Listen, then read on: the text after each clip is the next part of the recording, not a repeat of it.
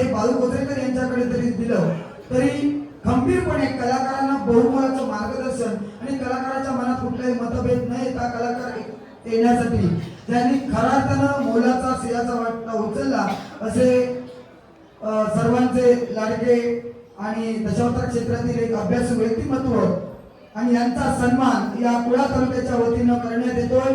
त्यांनी तो स्वीकारावा। सन्माननीय दत्तप्रसाद शेणई यांचा सन्मान होतोय संपूर्ण कुळा तालुक्याच्या वतीनं त्यांनी तो स्वीकारावा। सभापती महोदय आपल्याला विनंती आहे, तसेच कुळा तालुक्यातील अध्यक्ष सर्व पदाधिकारी आपण सर्वजण एकत्रित यायचं आहे। सन्मान दत्तप्रसाद शेणई यांचा सन्मान होतोय।